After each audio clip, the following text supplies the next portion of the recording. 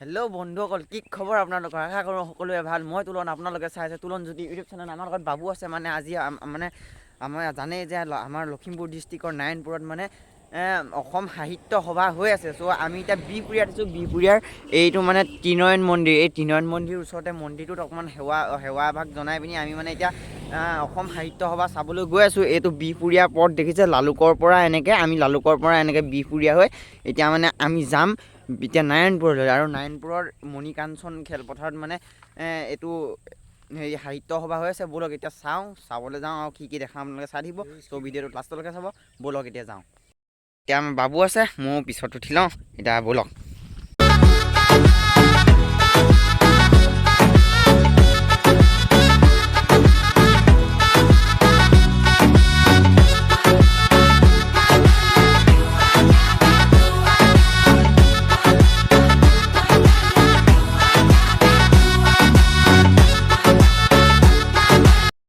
চ' বন্ধুসকল চাওক, আপোনালোকে সাহিত্য সভা ফ্লেগ দেখিছে নাই? গোটেই ইয়াৰ পৰা মানে সাহিত্য সভা আৰম্ভ হৈছে। গোটেই গেট হৈ আছে। মানে এইবিলাক দেখিছে নাই? গোটেই ফ্লেগ ৰাস্তাটোত চাওক, সাহিত্য সভাৰ মানে ইয়াৰ পৰা মানে গোটেই ফ্লেগখিনি আৰম্ভ হৈছে। মানে আপোনাক একদম আপুনি মানে 50 মিটাৰ 100 মিটাৰ দূৰত্ব এখন গেট পায়। মানে একদম এতিয়াই সাহিত্য সভা মানে ফিল্ডটো আহিছে। মানে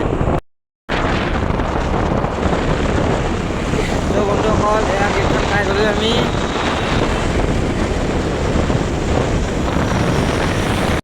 বন্ধুসকল, আমি অসম সাহিত্য সভা আহি পাই গ'লোঁ। এখন সাহিত্য সভাৰ গেট, এখন চাওক অসম সাহিত্য সভা বুলি আছে। দেখিছে নাই বন্ধুসকল? অসম সাহিত্য সভা। ত' আমি এতিয়া আহি পাই গ'লোঁ। ইয়াত লিখা আছে উষ্ম আদৰণি মাননীয় প্ৰতিনিধি। এইখনে হৈছে অসম সাহিত্য সভা। ত' বন্ধুসকল, আমি আহি পাইছোঁ ইয়াত। ত' এইফালে গোটেই মানুহ আছে, এইফালে পুলিচ প্ৰশাসন, গোটেই মানুহ, ছোৱালী চব আছে। যাওক কিমান বিশাল আকাৰৰ এখন হয়। আজি প্ৰথম আহিছোঁ আমাৰ লখিমপুৰ ডিষ্ট্ৰিক্টত। মই এবাৰ পোৱাত মানে প্ৰথম পাইছোঁ। ত' বহুতেই ভাল লাগিছে আহি পিনি। মা কৈছোঁ মই যে চকুৰে দেখি আছোঁ ন, দূৰ দূৰণিলৈকে মানে চকুৰে মনিব নোৱাৰালৈকে একদম গোটেই হেৰিয়ে আৰু সাহিত্য সভাখিনি। মানে বোলো আপোনালোকৰ স্কুটিখন ক'ৰবাত পাৰ্ক কৰি পিনি আপোনালোকক মই দেখাই আছোঁ বস্তু।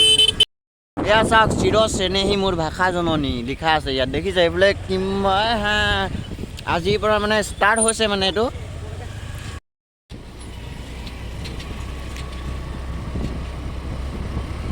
স্পীড নাযাবি মানে।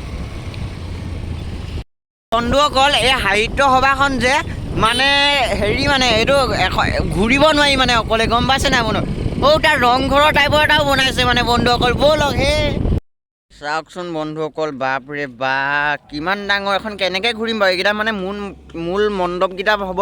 ব'লকচোন গৈ আহোঁ। ইয়াত দেখিছে নাই? ট্ৰাক এখনে মানে গোটেই পানী দি আছে। মানে এইবিলাক ধূলি হ'ব ন ৰাস্তাটো। আৰু চাওক, এখন সাহিত্য সভাৰ কাৰণে কি কৰিছে চাওকচোন বন্ধুসকল। দেখিছে? এটা পকাৰ ৰাস্তা বনাইছে এখন পথাৰৰ মাজত। কিমান কোটি টকা ব্যয় কৰিব লাগিব, দেখিছে? তো বন্ধুসকল, মানে আজি প্ৰথম দিন যিহেতু আজি শুভাৰম্ভণি কৰিবহে, আমি মানে আহি গ'লোঁ। তো এইটো মেইন যোনটো হেৰিটো মানে মণ্ডপটো, মানে য'ত মিটিংখন হ'ব, এইটোৱে মেইন নেকি। তো বোলো আগৰ ফালেও আছে, আগৰ ফালেও গৈ আহোঁ এপাক কি আছে। মানে বহুত বিশাল আকাৰ। এখন কেনেকৈ ঘূৰিম সেইটোৱে ভাবি আছোঁ। বন্ধুসকল, কিমান দূৰ দেখিছে নাই? কিমান এখন মানে বিশাল, মানে কিমান দূৰ দেখিছে নাই? আৰু 3D স্ক্ৰীন দিয়া আছে তাত, দেখিছে? পৰিষ্কাৰ পৰিচ্ছন্নতা মেইন। মানে ইয়াত সাহিত্য সভাত মানে ইয়াত ডাষ্টবিন এটা বনাই দিছে। ইয়াত মানে কোনোবাই কিবাকিবি খাই পিনি যাতে পথাৰখনত অনিষ্ট নকৰে, সেইকাৰণে এখন এটা ডাষ্টবিন পেলাই দিছে। তো বন্ধুসকল, মোৰ পিছফালে এটা ৰংঘৰ সদৃশ এটা মণ্ডপ দেখিবলৈ পাইছে। এইফালে আমাৰ বাবু আছে, আৰু এইটো এটা ৰংঘৰ সদৃশ মণ্ডপটো আপোনালোকক কেনেকুৱা লাগিছে চাওকচোন। এইটো ৰংঘৰৰ নিচিনা লাগিছেনে বাৰু? নিশা যিহেতু 4-5 দিন অনুষ্ঠিত হ'ব, সেইকাৰণে মানে বস্তুবিলাক মানে এইবিলাক ৰেডি কৰাই হোৱা নাই, মানে কৰি আছে এতিয়াও। আহি এটা বিশাল আকাৰৰ মণ্ডপ দেখিছোঁ চাওকচোন বন্ধুসকল। এইটো বিশাল আকাৰৰ মানে এটা মণ্ডপ, আৰু ইয়াত উষ্ম আদৰণি কিবাকিবি লিখা আছে অসম সাহিত্য সভাৰ। বন্ধুসকল, ইয়াত মানে যিহেতু খাবলৈ দিব নেকি তেনেকুৱা যেন লাগিছে। চাওক, এইটো ইয়াত খোৱা গৃহটো। তো বন্ধুসকল, ইয়াত মানে হাজাৰ মানুহে যিহেতু খাবহি, সেইকাৰণে ইয়াত ৰন্ধা হৈছে। দেখিছে নাই? কিমানখন চৌকা, বাপৰে বা। ইয়াত মানে ৰান্ধিব, আৰু মানে ইয়াতে এইফালে মানে ইয়াত মানে খাবলৈ দিব। মানে তো খাব পাৰিব ইয়াত আহিলে। তো বন্ধুসকল, ইমানেই বিশাল যে এখন অসম সাহিত্য সভাখন যে মানে ঘূৰি পিনি মানে খোজকাঢ়ি ঘূৰাটো অসম্ভৱ হৈ গৈছে আমাৰ কাৰণে। বহুতো ঘূৰিলোঁ, ভাগৰ লাগি গ'ল। তো ইমান দূৰ ঘূৰাটো অসম্ভৱ। তো এতিয়া চাওঁ কি হয়। দূৰত যে দেখিছে তাতো কিবা মীনা বজাৰ টাইপৰ এখন মেলা আছে। তো ইমানটো ঘূৰাটো সম্ভৱ নহয়। তো মেইন যোনখন গেট আছে তাৰ ওচৰলৈ গৈ এপাক আপোনালোকক দেখাওঁ ব'লক।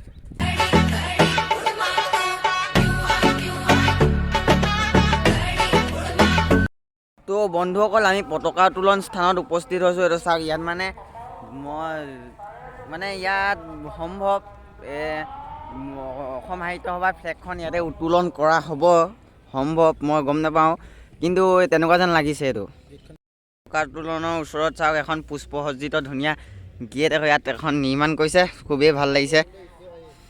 আপোনালোকে জানে যে অসম সাহিত্য সভা বা যিয়ে নহওক শংকৰদেৱ অধিৱেশনে হওক, তাক এটা প্ৰদৰ্শনী থাকে, আৰু এই প্ৰদৰ্শনী এই বজাৰখনত আপোনালোকক মেলাখনত আপোনালোকক এবাৰ দেখাই দিওঁ ব'লক।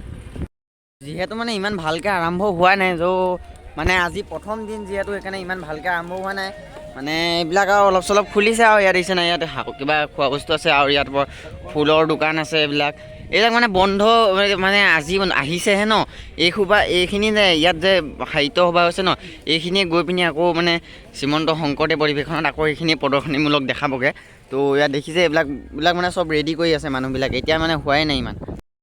যিহেতু আৰম্ভ হোৱাই নাই ন, আপোনালোকক অলপ আগলৈ যাওঁ। দ্বিতীয় দিনাখন দেখাম আপোনালোকক ন। আৰু ইয়াৰ অসমীয়াৰ কিবা সাজপাৰৰ কেঁচা সোণ বুলি লিখা আছে, আপোনালোকে দেখিছে। এইবিলাক অসমীয়া লোক সংস্কৃতি চব ওলাব ইয়াত। আপোনালোকে এবাৰ আহিব যদি আপোনালোকে সময় পায়। আৰু ইমানেই বিশাল আকাৰৰ প্ৰদৰ্শনী যে আপোনালোকক মই খোজকাঢ়ি দেখাব পাৰিম, অসম্ভৱ। ব'লক বন্ধুসকল, অসম সাহিত্য সভাৰ মেইন বস্তুটো এইটোৱে বস্তু, কি বস্তু গম পাইছে নাই? আপোনালোকক দেখাই আছোঁ ৰ'ব। অসম সাহিত্য সভাৰ মেইন বস্তুটো এইটো হৈছে গ্ৰন্থমেলা। গ্ৰন্থমেলাই অসম সাহিত্য সভাৰ মেইনটো।